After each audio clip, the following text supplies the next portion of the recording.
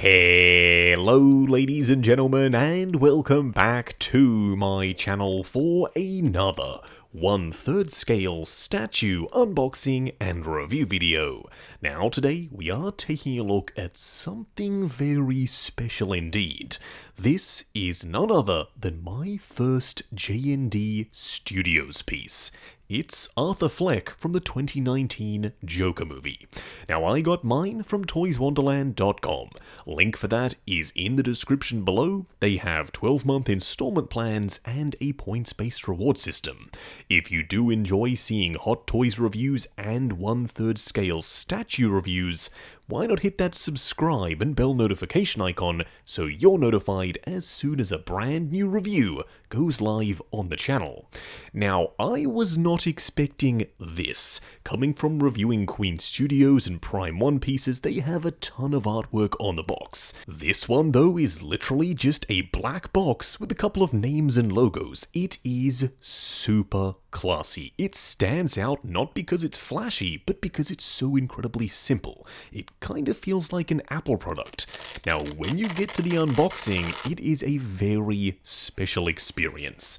Velcro straps holding the entire thing together. You have a custom-made nameplate that has Arthur Fleck, the edition size plus your individual handwritten number, and the artist's name and signature etched into the plate. It's a pretty sizable piece, and it is made of acrylic. This, of course, was made in conjunction with Joaquin. He is, of course, the lead artist over at JND. Now, the statue does come pre-assembled. All you have to do is lift him very gently out of the box and then peg him into the display base. But even that feels like a very classy experience. The statue is housed within a block of foam, as you saw earlier, but the inside layer of the foam has been flocked, so it kind of feels like black velvet. I have never seen that before. I've unboxed a ton of Queen Studios and Prime 1 pieces, as I said earlier. This was something else entirely. It feels almost just a little gourmet. That is not a word I've ever used to describe another statue or figure unboxing, but I think it fits here perfectly. When you get your first JND piece in hand, you will know exactly what I'm talking about. This unboxing experience isn't one that you'll soon forget. Now, moving on to the display base. It is very simple. Coming from having reviewed the red-suited Joker by Prime 1 and Blitzway from the very same movie, that one set a very high standard for a display base. You had the stairs, you had various accessories, it told a story. Whereas this one just sets the scene for the statue itself, which I totally understand. Their aim from the offset was to make the most hyper-realistic statues possible, so they didn't want your eye drawn down to the display base having it be overly busy. Now, did they take it a little bit too far and make it too simple? Well, that's up for debate. Now, around the front you do have a Joker logo. The main perimeter of the base is done in a satin black. It catches the light beautifully. There are multiple different levels and bevels. There is definitely stuff to look at, but where they've poured in most of the attention is on top.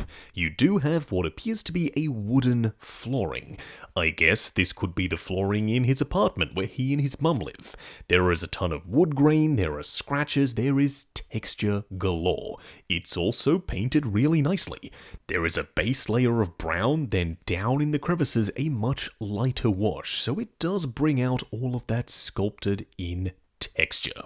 Now, I would have loved to have maybe had a bit of a rug or just something to add a little bit more oomph here.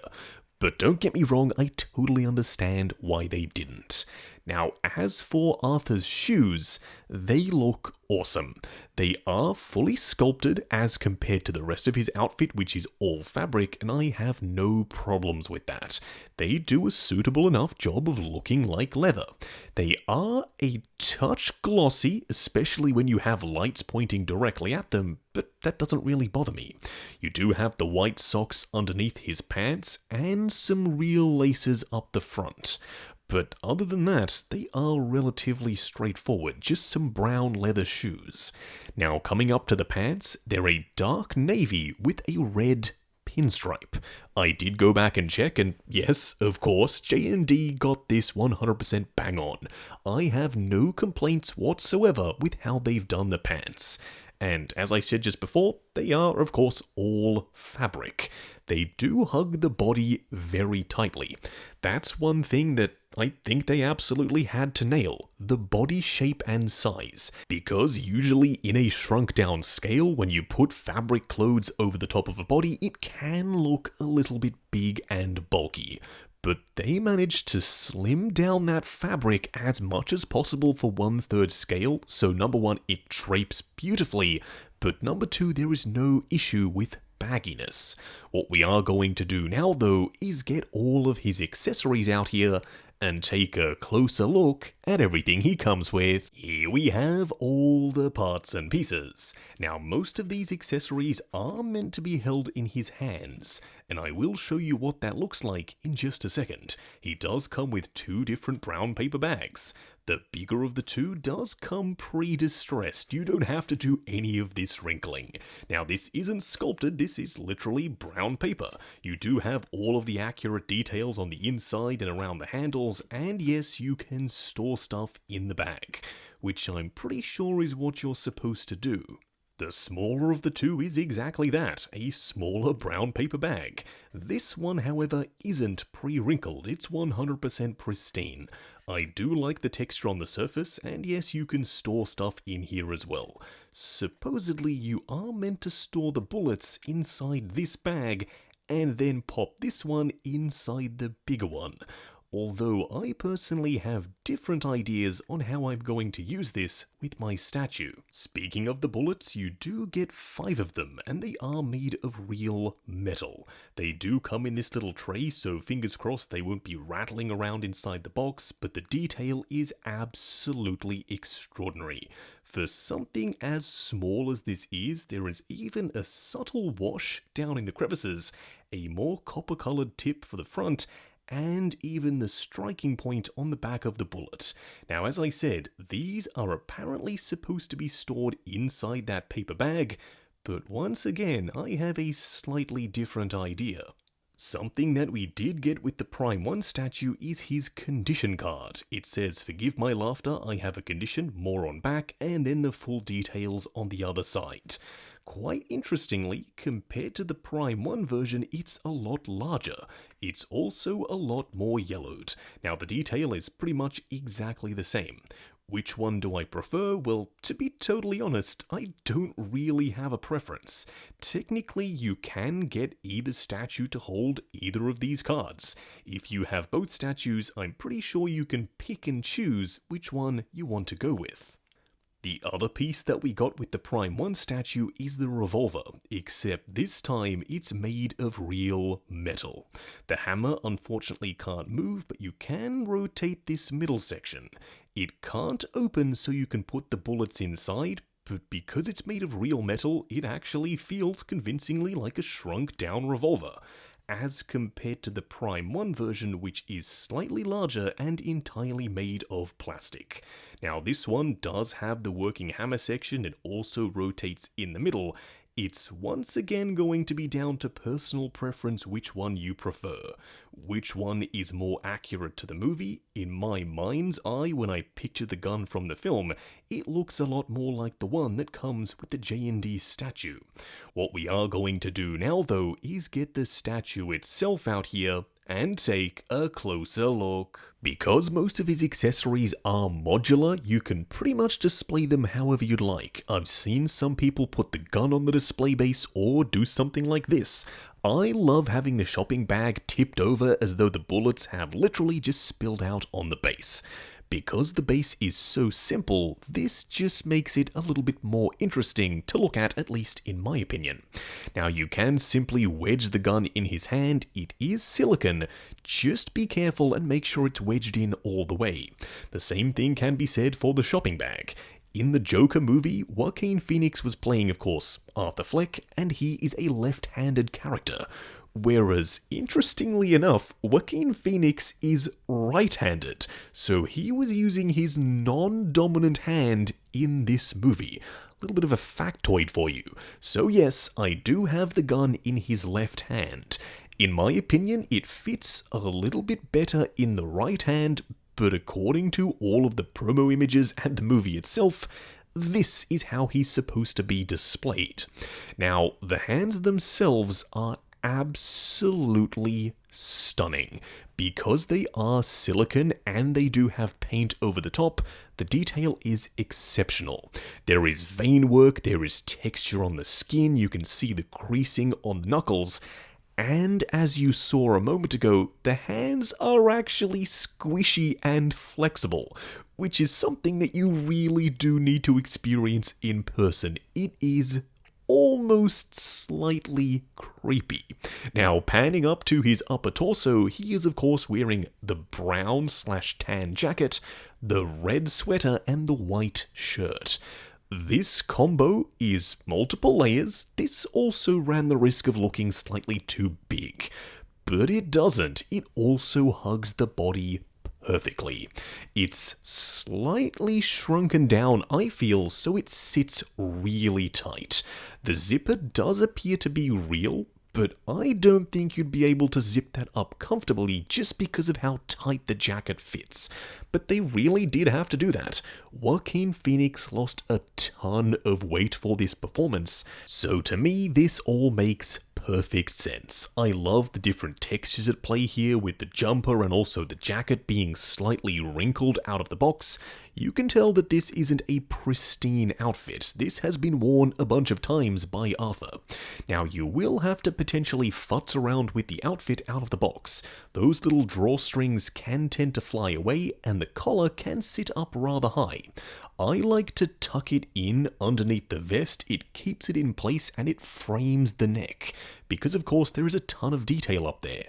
But if you do spend a bit of time getting the outfit to look perfect, trust me, it will be worth it. Now, for the moment I'm sure you've all been waiting for, because I sure as heck know I was, here we have the head sculpt. Now, I think that this might just be one of my new favourite 1/3 scale statues because of the likeness alone. Now, from certain angles, the likeness is stronger than others. But I think there's no denying it, that is absolutely Joaquin Phoenix. Now, in order to discuss the head sculpt, we first have to discuss the materials at play. You have real hair, you've got silicone for the skin, and you have proper glass eyes. I can't imagine that was easy to do in 1/3 scale because they are very small. Now the hair will potentially require some futzing out of the box as well. Mine was very securely packaged, but he kind of had box hair. It was all very flat down, so I puffed it up a little bit to get it to look as good as possible. Now, the eyes have this very uncanny valley look about them when you get super close up. Because they do have that reflectivity and depth of the glass eye, they do look very, very real. Almost scarily so. Once again, it's just something you'll have to experience in person. The eyebrows are fully sculpted and painted in onto the silicone surface, and so too is the 5 o'clock shadow, the very subtle stubble. The interesting thing is, I don't know how they get that paint to stick to silicone, because the old saying is, nothing sticks to silicone except silicone. But they've done it. The skin tone is incredible. I'm pretty sure they've also added some actual hairs inside his nose, which sounds really weird, but when you're looking at him from below, it makes him even more realistic. Now, if you do hit him with a very bright light, he is going to look slightly glossy, but for me, I absolutely love this head sculpt. Once again, I'm finding myself without any complaints. Now, for a quick side-by-side comparison, here we have the JND Arthur on the left and the Prime 1 and Blitzway Joker on the right. Now, the JND piece does sit a little bit shorter, but not overly so. I absolutely love the way these two look together. It tells a story, the evolution of Joker, And something that you could do is take some of the parts and pieces from the Prime 1 Joker and add them to the base of the JND piece, which is what I'm going to be doing in my display. Just wrapping up on the JND Studios Arthur Fleck from the 2019 Joker movie. Now, going into this, I was excited, but by no means was I prepared for how good this piece truly is. JND, y'all are to be commended. I haven't had this much fun unboxing something in a very long time, not because of all the bells and whistles, but because of how classy this piece truly is. It is Hyperreal. It's exactly what it says on the box. The skin texture, the paint applications, the detail, the rooted hair, the real fabric clothing, the proportions, and the accessories, they all come together to make for one of the most incredible, yet simple statues I have ever seen. Now, I have seen a lot of people online saying, oh yes, he looks pretty good, but imagine a red-suited Joker from JND. And that's something that I'm sitting here thinking as well. This guy's awesome, I absolutely love the piece, but I'm curious to see what they could do with a fully red-suited one. Hopefully that's something they're working on in the background. Now, I got mine from toyswonderland.com. Link for that is in the description below. They have 12-month installment plans and a points-based reward system. While you're down there, check out the link to 6 Scale Network, the Facebook group. Come along, chat figures, share photos of your collection. And of course, see what's coming up next on the channel. Like, comment, and subscribe, and we'll catch you in the next video.